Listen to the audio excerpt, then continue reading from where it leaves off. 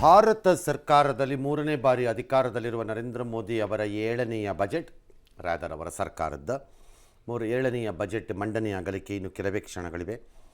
ಈಗಷ್ಟೇ ಅರ್ಥಮಂತ್ರಿಗಳು ಅದನ್ನು ತೆಗೆದುಕೊಂಡೋಗಿ ರಾಷ್ಟ್ರಪತಿಗಳಿಗೆ ಒಪ್ಪಿಸಿ ಬಂದಿದ್ದಾರೆ, ಒಂದು ಪ್ರತಿಯನ್ನು, ಪೂರ್ವ ಪ್ರತಿಯನ್ನು. ಈ ತದನಂತರ ಅದು ಆಬ್ವಿಯಸ್ಲಿ ರೂಲ್ಸಿನ ಪ್ರಕಾರದಲ್ಲಿ ಕ್ಯಾಬಿನೆಟ್ಟಲ್ಲಿ ಒಂದು ಕಸ್ಟಮರಿ ಟ್ರೆಡಿಷನಲ್ ಅಪ್ರೂವಲ್ ಇರುತ್ತೆ.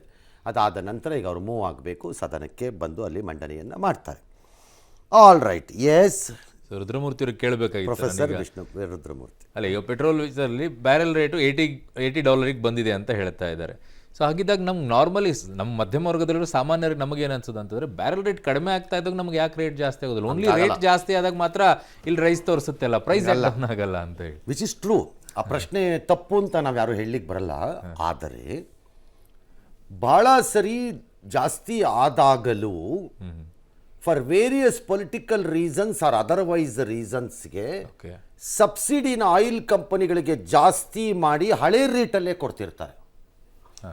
ಆ ಲೆಕ್ಕನ ಆಯಿಲ್ ಕಂಪನಿಗಳು ಇಟ್ಕೊಂಡಿರ್ತಾರೆ ತಮ್ಮ ಜೋಬ್ ಒಳಗಡೆ. ಓಕೆ, ಜಾಗ ಸಿಕ್ಕಿದಾಗ ಅದನ್ನು ರಿಕವರಿ ಸ್ಟಾರ್ಟ್ ಮಾಡಿಸ್ತಾರೆ. ಓಕೆ, ಅದು ಒಂದದು. ಎರಡನೇದು, ನಿಮ್ಮ ಪೆಟ್ರೋಲಿನ ಆದಾಯ ಏನಿದೆ ಇದು ಬಹಳ ಸುಲಭವಾಗಿ ಕಲೆಕ್ಟಬಲ್ ಆದಾಯ.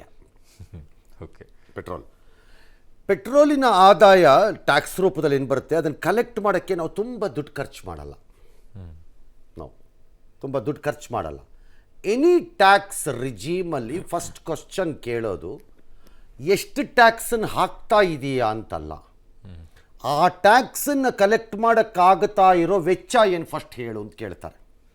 ಯಾವುದೇ ಟ್ಯಾಕ್ಸ್ ರಿಜೀಮ್ಗಳಲ್ಲಿ ನೀನು ₹100 ಟ್ಯಾಕ್ಸ್ ಹಾಕಿ ₹60 ಇದಕ್ಕೆ ಖರ್ಚು ಮಾಡಬೇಕು, ಅದನ್ನು ವಸೂಲಿ ಮಾಡೋಕ್ಕೆ, ಅದು ನಮಗೆ ಸಿಕ್ಕೋದು ₹40. ಪೆಟ್ರೋಲ್ ಹಾಗಲ್ಲ. Petrol is a blank check ಇದ್ದಂಗೆ, easy to get that money back. Okay, and it's a huge money. ಇವತ್ತು ಕಾಂಗ್ರೆಸ್ಸಲ್ಲಿ or any other political party ಅಥವಾ ಬೇರೆಯವ್ರ ಬಾಯಿ ಬಂದಂಗೆಲ್ಲ ಹೇಳ್ಬೋದು ಪೆಟ್ರೋಲ್ ವಿಚಾರನ. ಹಿಂದೆ ಚಿದಂಬರಂ ಹೇಳಿದ್ದಿದ್ದು, you cannot ignore that tax, it's a principal tax of the government of India, don't forget it ಅದನ್ನು ಅಂತ.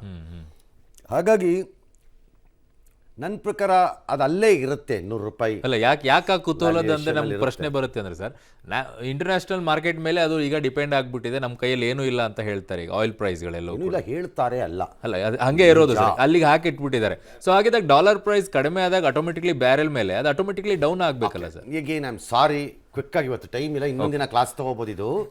ಓಕೆ, ಎಗೇನ್ ಪೆಟ್ರೋಲ್ ಪರ್ಚೇಸು ಇವತ್ತಿನ ಡಾಲರ್ ರೇಟ್ ಏನಿದೆ ಅದೇ ಪ್ರಕಾರದಲ್ಲಿ ನಾಳೆ ಬೆಳಿಗ್ಗೆ ನನಗೆ ಸಿಕ್ಕಬೇಕು ಅನ್ನೋದು ರಾಂಗ್. ಯಾಕೆ ಅಂತ ಹೇಳ್ತೀನಿ. ಪೆಟ್ರೋಲ್ ಪರ್ಚೇಸ್ ಎಲ್ಲ ಒಂದೇ ಥರ ನಡೀತಾ ಇರಲ್ಲ. ಲಾಂಗ್ ಟರ್ಮ್ ಲೀಸ್ ಅಗ್ರಿಮೆಂಟ್ಸಲ್ಲಿ ಮೊದಲೇ ಪ್ರೀ ಪರ್ಚೇಸ್ಗೆ ಇಷ್ಟು ವರ್ಷಕ್ಕೆ ಅಂತ ಡಿಸೈಡ್ ಆಗಿರೋ ರೇಟ್ಸಲ್ಲಿ ಒಂದಿಷ್ಟಿರುತ್ತೆ. ಅರ್ಜೆಂಟ್ಗೆ ಬೇಕಾಗಿದ್ದನ್ನು ಓಪನ್ ಮಾರ್ಕೆಟಲ್ಲಿ ಪಿಕಪ್ ಮಾಡ್ತಿರೋದು ಒಂದಷ್ಟಿರುತ್ತೆ. ನಾವೇ ದುಡ್ಡನ್ನು ಇನ್ವೆಸ್ಟ್ ಮಾಡಿದ್ದ ಕೆಲವು ಆಯಿಲ್ ಫೀಲ್ಡ್ಗಳಲ್ಲಿ ಅದರ ಪ್ರೊಡಕ್ಷನ್ ಕಾಸ್ಟ್ ಮೇಲೆ ನಮಗೆ ಬರ್ತಾ ಇರೋ ಸಪ್ಲೈ ಒಂದಿಷ್ಟಿರುತ್ತೆ. There are lot of methodology of procuring ಆಯಿಲ್ನ. ಸ್ಟ್ರೈಟ್ ಹೋಗ್ಬಿಟ್ಟು ಅಂಗಡಿಗೆ ಹೋಗ್ಬಿಟ್ಟು ಮಾಲ್ಗೆ ಹೋಗ್ಬಿಟ್ಟು ಸಾಮಾನು ತೊಗೊಂಬಂದಂಗೆ ಆಗಲ್ಲ ಅದು. It doesn't work like that. Arun ಅವರ ಕ್ವಿಕ್ ಆಗಿ ಇನ್ಕಮ್ ಟ್ಯಾಕ್ಸ್ ಬಗ್ಗೆನೂ, ಆಮೇಲೆ ಮತ್ತೆ ಶೇರ್ ಮಾರ್ಕೆಟ್ ಬಗ್ಗೆ ಒಂದು ಪಾಯಿಂಟ್ ಹೇಳ್ತೀನಿ. ಅದ್ರ ಜೊತೆಗೆ ನೀವು ಪೆಟ್ರೋಲ್ ಹೇಳಿದಕ್ಕೆ ಒಂದು 30 ಸೆಕೆಂಡ್ ಕ್ವಿಕ್ ರಿಯಾಕ್ಷನ್. ಸರ್ ಹೇಳ್ದಂಗೆ ಈ ಪೆಟ್ರೋಲ್ ಡೀಸೆಲ್ ಅಲ್ಲಿ ಏನಾಗಿದೆ ಅಂದ್ರೆ ಗೌರ್ಮೆಂಟ್ಗೆ ಟ್ಯಾಕ್ಸ್ ಕಲೆಕ್ಷನ್ ಈಸಿ ಆಗಿದೆ. ಆಮೇಲೆ ₹50, ಆಮೇಲೆ ಅದೊಂಥರ ₹100 ಪೆಟ್ರೋಲ್ ಅಲ್ಲಿ ಬಿಟ್ವೀನ್ 48 and 52 ರೂಪೀಸ್.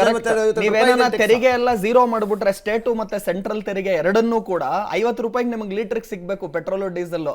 ಸೊ ಅಂದ್ರೆ ನೀವು ಹತ್ತತ್ರ ನೀರು ಮತ್ತೆ ಪೆಟ್ರೋಲ್ ಡೀಸೆಲ್ ರೇಟ್ಗಳು ಹತ್ತತ್ರ ಒಂದೇ ಆಗಬೇಕು. ಆದ್ರೆ ತೆರಿಗೆ ಅಲ್ಲಿ ಜಾಸ್ತಿ ಬರ್ತಿದೆ. ಈಗಲೂ ಕೂಡ ನಾವು ನೋಡಿದೀವಿ, ಸ್ಟೇಟ್ ಗವರ್ಮೆಂಟ್ ಕೂಡ ಈಸಿಯಾಗಿ ₹3 ನಾವು ಪೆಟ್ರೋಲ್ ಡೀಸೆಲ್ ಅಲ್ಲಿ ರೈಸ್ ಮಾಡೋಣ ಅಂತ ಯಾಕೆ ಮಾಡಿದ್ರು ಅಂದ್ರೆ ಸೊ ದಟ್ ಅಲ್ಲಿಂದ ಟ್ಯಾಕ್ಸ್ ಬರಲಿ. ನೀವು ಹೇಳಿದ್ದು GST ತರಬೇಕು ಅಂತ. No state will agree. ಯಾವ ರಾಜ್ಯವು ಪೆಟ್ರೋಲ್ GST ಒಳಗೆ ತರಕೊಪ್ಪಲ್ಲ. ಆದ್ರೆ ಅದೇ ರಾಜ್ಯಗಳು ಕೂಗ್ತಾರಲ್ಲ, ಪೆಟ್ರೋಲ್ ಬೆಲೆ ಜಾಸ್ತಿ ಆಯ್ತು. ಪೆಟ್ರೋಲ್ ಡೀಸೆಲ್ ಒಂದ್ ಕಡೆ ಇದನ್ನ ಬಿಟ್ರೆ ಎರಡು ಇಂಪಾರ್ಟೆಂಟ್ ಅಂಶಗಳು. ಒಂದು, ಇನ್ಕಮ್ ಟ್ಯಾಕ್ಸ್ ಅಲ್ಲಿ ಏನೇನು ಇವತ್ತು ಸ್ಯಾಲರಿಡ್ ಕ್ಲಾಸ್ ನೋಡ್ತಾ ಇದ್ದಾರೆ ಹಾಗೂ ಬಜೆಟ್ ಅಲ್ಲಿ ಏನ್ ಬರ್ಬಹುದು. ಎರಡನೇದು ಶೇರ್ ಮಾರ್ಕೆಟ್. ಫಸ್ಟ್ ಟ್ಯಾಕ್ಸೇಷನ್ ಬಗ್ಗೆ ಮಾತನಾಡೋದಾದ್ರೆ ಲಾಸ್ಟ್ 5 ವರ್ಷದಲ್ಲಿ ವಿಲನ್ಗಳು ಅಕಾರ್ಡಿಂಗ್ ಟು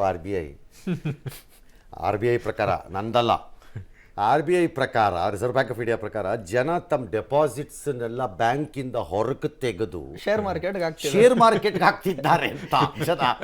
ಈಗ ತಾನೇ ಶಕ್ತಿಕಾಂತ್ ದಾಸ್ ಅವರು ಮೊನ್ನೆ ಈ ಸ್ಟೇಟ್ಮೆಂಟ್ ಅನ್ನು ಹೇಳಿದ್ರು. ಅವ್ರು ಏನ್ ಹೇಳಿದ್ರು, ಭಾರತ ದೇಶ ಗ್ರೋ ಆಗ್ತಾ ಇದೆ, ಆದ್ರೆ ನಮಗೆ ಫಿನಾನ್ಷಿಯಲ್ ಗ್ರೋತ್ ಅಂದ್ರೆ ಆ ಡೆಪಾಸಿಟ್ ಗಳು ಬ್ಯಾಂಕ್ ಬರ್ತಿಲ್ಲ, ಅವ್ರ ಸೇವಿಂಗ್ಸ್ ಎಲ್ಲ ಮ್ಯೂಚುವಲ್ ಫಂಡ್ ಶೇರ್ ಮಾರ್ಕೆಟ್ ಹೋಗ್ತಿದೆ.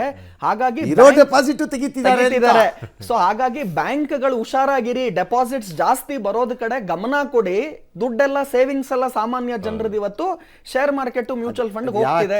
ಅಂದ್ರೆ India is A saving society, spending ಅಲ್ಲ. ಈಗ ಸ್ಪೆಂಡಿಂಗು ಆಗಿದ್ದೀವಿ. ಆಮೇಲೆ ನಮ್ಮ ಬೇಸಿಕ್ ಕಲ್ಚರ್ ಏನು ಭಾರತದಲ್ಲಿ ಅಂದರೆ, ನಮ್ಮ ಹತ್ರ ದುಡ್ಡು ಸಿಕ್ಕಿದ ತಕ್ಷಣ ಡೆಪಾಸಿಟ್ ಇಟ್ಬಿಡೋಣ ಅಂತ. ಈ ಬಾರ್ಡರಿಂಗ್ ಗ್ಯಾಂಬ್ಲಿಂಗ್ ಇದೆಯಲ್ಲ, ಈ ಸ್ಟಾಕ್ ಮಾರ್ಕೆಟಲ್ಲಿ ಸೈಂಟಿಫಿಕ್ ಆಗಿ ಮಾಡದೇ ಇದ್ದವ್ರಿಗೆ, ಅವ್ರದ್ದು ಕಾಟಕ್ಕೆ ಇವಾಗ ಎಲ್ಲರೂ ಆಸೆಗೆ ಹೊಟ್ಟೋಗ್ಬಿಟ್ಟಿದ್ದಾರೆ. ಈಗ ಇದ್ರ ಜೊತೆಗೆ ಇನ್ನೊಂದು ಏನಾಗಿದೆ, ಒಂದ್ ಕಡೆ ಸರ್ ಹೇಳ್ದಂಗೆ RBI ಗವರ್ನರ್ ಈ ಡೆಪಾಸಿಟ್ ಕನ್ಸರ್ನ್ ಅನ್ನು ಹೇಳಿದ್ರೆ, ಮತ್ತೊಂದು ಕಡೆ ಸೆಬಿ ಚೇರ್ಪರ್ಸನ್ ಅವರು ಕೂಡ ಏನ್ ಹೇಳ್ತಾ ಇದ್ದಾರೆ, ಈ ಫಿನಾನ್ಷಿಯಲ್ ಸೇವಿಂಗ್ಸ್ ಎಲ್ಲ ಏನಾಗ್ತಿದೆ, ಸ್ಪೆಕ್ಯುಲೇಷನ್ ಕಡೆ ಹೋಗ್ತಿದೆ. ಮುಂಚೆ ಏನಾಗ್ತಿತ್ತು, ಎಲ್ಲಾ ಕೂಡ ಬ್ಯಾಂಕ್ ಡೆಪಾಸಿಟ್ ಗಳಲ್ಲಿ ಜನ ಎಲ್ಲ FD ಮಾಡೋರು, ಅರ್ಥ ಆಗಲ್ಲಪ್ಪ, ಗ್ಯಾಂಬ್ಲಿಂಗ್ ಆಯ್ತು, ಅಥವಾ FD ಮಾಡೋದು, ಗೋಲ್ಡ್ ಕಡೆಗೆ ಹಾಕೋದು, ಈ ಬ್ಯಾಂಕ್ ಡೆಪಾಸಿಟ್ ಗಳಿಗೆ ಹೋಗ್ತಿತ್ತು. ಮುಂಚೆ ಎಲ್ಲ ಗೋಲ್ಡ್ ಹೋಗ್ತಿತ್ತು, ಇಲ್ಲ ರಿಯಲ್ ಎಸ್ಟೇಟ್ ಒಂದಷ್ಟು ಹೋಗ್ತಿತ್ತು. ಈಗ real estate, gold, bank deposit ಹೋಗದೇನೆ ಎಲ್ಲಾ ದುಡ್ಡು ಮ್ಯೂಚುವಲ್ ಫಂಡ್ ಶೇರ್ ಮಾರ್ಕೆಟ್ ಹೋಗ್ತಿದೆ. ಅದು ಒಂದು ಕನ್ಸರ್ನ್ ಅಂತ ಹೇಳಿದ್ದಾರೆ. ಸೊ ಇನ್ಕಮ್ ಟ್ಯಾಕ್ಸ್ ಬಗ್ಗೆ ಕ್ವಿಕ್ ಆಗಿ ನೋಡೋದಾದ್ರೆ, ನನ್ನ ಪ್ರಕಾರ ಈ ಬೇಸಿಕ್ ಎಕ್ಸಂಪ್ಷನ್ ಲಿಮಿಟ್ ಅನ್ನ ಚೇಂಜಸ್ ಮಾಡೇ ಇಲ್ಲ ಲಾಸ್ಟ್ 5 ವರ್ಷದಿಂದ. ಅದನ್ನ ಅಟ್ಲೀಸ್ಟ್ ಈಗಿರುವಂತಹ old tax regime 2.5 lakh, new tax regime 3 lakh, ಈ ಎಲ್ಲ ಕನ್ಫ್ಯೂಷನ್ ತೆಗೆದಿ ಒಂದು 5 ಲಕ್ಷ ರೂಪಾಯಿವರೆಗೂ ಎಕ್ಸಂಪ್ಷನ್ ಅನ್ನು ಕೊಡಿ ಅನ್ನೋದು ನನ್ನ ಸಜೆಷನ್. ಇವಾಗ ಏನಾಗುತ್ತೆ ಅಂದ್ರೆ, ತಾವು ಹೇಳಿದ್ರಿ ಈಗ ಬ್ಯಾಂಕಲ್ಲಿ ಇರ್ತಕ್ಕಂಥ deposit is being diverted towards the mutual fund ಅಥವಾ ಸ್ಟಾಕ್. ಯಾರ್ ಡೈವರ್ಷನ್ ಅಲ್ಲ, people are doing it. Nobody is diverting it. People are diverting. People are doing. Depositors example. ಈಗ ಏನಾಗುತ್ತೆ, ನಮಗೆ ಬ್ಯಾಂಕಲ್ಲಿ ಡಿಪಾಸಿಟ್ ಇಲ್ಲ ಅಂದ್ರೆ ಸಾಲ ಸಿಗೋದು ಹೇಗೆ ಅಂತ. ಯಾಕಂದ್ರೆ ಬ್ಯಾಂಕ್ನವ್ರೇನು ಡಿಪಾಸಿಟ್ ತಗೊಂಡು ನಮಗೆ ಸಾಲ ಕೊಡ್ತಾರೆ. Deposit, cost of the deposit goes down, again ನಮಗೂ ಕೂಡ rate of interest comes down. ಈ ಒಂದು ಎಕಾನಮಿಯಲ್ಲಿ ಸ್ವಲ್ಪ ecosystem of the economy, cash rich ಇರೋ ಕಂಪನಿ ಅದನ್ನ ಡೆಪಾಸಿಟ್ ಮೇಲೆ ಲೋನ್ ತಗೊಂಡು ಬಿಸ್ನೆಸ್ ಮಾಡಬಹುದೇ ಹೊರತು, which business, how many businesses can do on deposit base ಅಲ್ಲಿ ಲೋನ್ ತಗೊಂಡ್ಬಿಟ್ಟು ಕ್ಯಾಶ್ ಬ್ಯಾಕ್? ಅಲ್ಲ sir, bankers, how many business can? Every banker ಇಲ್ಲ, ಎಲ್ಲ ಬ್ಯಾಂಕ್ ಡಿಪಾಸಿಟ್ ಕ್ಯಾಶ್ ರಿಚ್ ಇರೋ ಕಂಪನಿಗೆ ಆಗುತ್ತೆ. ಕಂಪನಿಗಲ್ಲ ಸರ್, ಬ್ಯಾಂಕರು ಡಿಪಾಸಿಟ್ ತಗೊಂಡು ನಮಗೆ ಲೋನ್ ಕೊಡ್ತಾನೆ. ಅವನ ಹತ್ರ ಕೇಳ್ತಿರು, ನೀವು ಕಂಪನಿನವ್ರು ಡೆಪಾಸಿಟ್ ಇಟ್ಟರೆ ತಾನೇ ಅವ್ನು ತಗೊಳಕ್ ಡೆಪಾಸಿಟ್ ಅನ್ನ ನೀವು ಇಡಬೇಕಲ್ಲ. ಡೆಪಾಸಿಟ್ ಇಡಬೇಕು ಅಂದ್ರೆ ನಿಮ್ಮ ಹತ್ರ ಇಂಡಿವಿಜುವಲ್ ಇಡ್ತಾರೆ, ನಾವು ಕಂಪನಿ ಇಂಡಿವಿಜುವಲ್ ಬಿಟ್ಬಿಡಿ, ಇಂಡಿವಿಜುವಲ್ ಲೆಕ್ಕ ಇಡಬೇಕು. ಅವ್ರು ಇಟ್ಟರೆ ನಮಗೆ ಸಾಲ ಸಿಗುತ್ತೆ. ನಾಟ್ ನೆಸೆಸರಿ ಎಲ್ಲಾದ್ರಲ್ಲೂ ಹಾಗೆ ಇರುತ್ತೆ ಅಂತ ನಾನು ಹೇಳಲಿಕ್ಕೆ ಬರಲ್ಲ. ಬಟ್ ಲಾರ್ಜ್ಲಿ ಒಂದು ಅಡ್ವಾಂಟೇಜ್ ಇದೆ ನಿಮಗೆ ಡೆಪಾಸಿಟ್ ಎಗೇನೆಸ್ಟ್ ಲೋನ್ ಇದ್ದಾಗ. ದಟ್ ಈಸ್, ನಿನಗೆ deposit return rate of interest ಏನಿದೆ ಅದಕ್ಕಿಂತ 1% ಆ್ಯಡ್ ಆನ್ ಆಗಿಬಿಟ್ಟು ನಿನಗೆ ಅದ್ರಲ್ಲಿ ಬರ್ತಿರೋ ಲೋನ್ಗೆ ಇಂಟ್ರೆಸ್ಟನ್ನು ಹಾಕ್ತಾ ಇರ್ತಾರೆ. ಹಾಗಾಗಿ ಟೆಕ್ನಿಕಲಿ ನಿಮಗೆ 1% ಇಂಟ್ರೆಸ್ಟಲ್ಲಿ ಸಾಲ ಒಳಗೆ ಬರ್ತಾ ಇದೆ ಅಂತ ಅರ್ಥ ಅಲ್ಲ. ಟೆಕ್ನಿಕಲಿ, ಪ್ರಾಕ್ಟಿಕಲಿ ಅಲ್ಲದೆ ಇರಬಹುದು. ಈಗ ಡಿಪಾಸಿಟ್ ಮೇಲೆ 7% ಕೊಡ್ತಾ ಇದ್ದಾರೆ ಅಂದರೆ ನನಗೆ 11% ಕೊಡ್ತಾರೆ. ಯಾಕಂದರೆ ಅಷ್ಟು ಮೇಂಟೈನ್ ಇಸ್ ಏನೋ ಅವ್ರದ್ದು ಒಂದು ಮೇಂಟೆನೆನ್ಸ್ ಏನಿರುತ್ತೆ ಬ್ಯಾಂಕರ್ಸ್ದು, ಅದು ಇಟ್ಕೊಬಿಟ್ಟು ನಮ್ಗೆ ಕೊಡ್ತಾರೆ. ಈಗ ಎನಿ PLR ತೊಗೊಳ್ಳಿ ನೀವು, ಇವತ್ತು ಡಿಪಾಸಿಟ್ ಸರ್. ಇನ್ನೊಂದು ಪೆಟ್ರೋಲ್ ಡೀಸೆಲ್ ತಾವು ಹೇಳಿದ್ರಿ ಸರ್, ದಿಸ್ ಡೀಸೆಲ್ ಮಾತ್ರ ಶುಡ್ ಬಿ ಬ್ರಾಟ್ ಡೌನ್. ಯಾಕಂದರೆ ಲಾಜಿಸ್ಟಿಕ್ ಇವತ್ತೇನು ನಾವು ಒಂದು ಕಡೆಯಿಂದ ಒಂದು ಸರಕು ಸಾಗಣೆಗಳನ್ನು ಮಾಡ್ತೇವೆ, ಅದರಲ್ಲಿ ಡೀಸೆಲ್ ಕಡಿಮೆ ಇರಬೇಕು ಅಂತಕ್ಕಂಥದ್ದು. ಆವಾಗಲೇ ಅದೊಂದು ನಮಗೆ cost of production comes down, rather the cost of the product comes down. I agree with you. ನಿಮ್ಮ ಕನ್ಸರ್ನ್ ಆಫ್ MSME ಸರಿ ಇರ್ಬೋದು ನಿಮ್ಮ ದೃಷ್ಟಿಕೋನದಲ್ಲಿ, but never the concept is diesel ಇನ್ನು ಕಡಿಮೆ ಆಗತ್ತೆ ಅನ್ನೋಕ್ಕಾಗಲಿಕ್ಕಿಲ್ಲ ಅನಿಸುತ್ತೆ ಮೋಸ್ಟ್ಲಿ. ಬಿಕಾಸ್ ನಾವು ಆ ರಿಜೀಮಿಂದ ಆಚೆ ಬಂದ್ಬಿಟ್ಟಿದ್ದೀವಿ. ನಾವು ಮಾರ್ಕೆಟ್ ಡಿಕ್ಟೇಟೆಡ್ ರಿಜೀಮ್ ಒಳಗೆ ಬಂದು ಆಗೋಗಿದೆ. ಹಾಗಾಗಿ ಅದನ್ನು ಸ್ಪೆಸಿಫಿಕ್ಕಾಗಿ ಕಡಿಮೆ ಮಾಡಬೇಕು, ಇದನ್ನು ಸ್ಪೆಸಿಫಿಕ್ಕಾಗಿ ಕಡಿಮೆ ಮಾಡಬೇಕು ಅಂತ ಬರಲ್ಲ. ಎಕ್ಸೆಪ್ಟ್ ನನ್ನ ಪ್ರಕಾರ ಇನ್ನು ಟ್ರಾನ್ಸ್ಫರ್ ಆಗಬೇಕಾದ್ರು ಗ್ರೀನ್ ಎನರ್ಜಿ ಕಡೆಗೆ ಟ್ರಾನ್ಸ್ಫರ್ಸ್ ಆಗ್ಬೋದು. ಇನ್ನು probably it could be in various ಫಾರಮ್ಸಲ್ಲಿ, ಎಲೆಕ್ಟ್ರಿಸಿಟಿ, ಹೈಡ್ರೋಜನ್ ಡ್ಯಾಶ್ ಅಂತ ಆಗ್ಬೋದು. ಡೀಸೆಲ್ ಆ್ಯಂಡ್ ಪೆಟ್ರೋಲ್ನ ಪರ್ಸೆ ಇನ್ನು ಇಳಿಸಬೇಕು, ಮಾರ್ಕೆಟ್ಗಳಿಗೆ ಇಂಡಸ್ಟ್ರಿಗೆ ಹೆಲ್ಪ್ ಆಗೋ ಥರ ಅನ್ನೋದು, it may not be a logic which will work any more. ಇನ್ನು ವರ್ಕ್ ಆಗಲಿಕ್ಕಿಲ್ಲ. ಲಾಜಿಸ್ಟಿಕ್ ಪಾರ್ಟ್ ಗೋಸ್ ಅಪ್ ಅಂತ. No, I agree. ನಾನು ಇಲ್ಲ ಅಂತ ಹೇಳ್ತಿಲ್ಲ. ಆಬ್ವಿಯಸ್ಲಿ ನಿಮ್ಮದು ಟ್ರಾನ್ಸ್ಪೋರ್ಟೇಷನ್ ರೈಸ್ ಆದರೆ ಎಲ್ಲನೂ ರೈಸ್ ಆಗಲೇಬೇಕು, ಬೇರೆ ದಾರಿ ಇಲ್ಲ.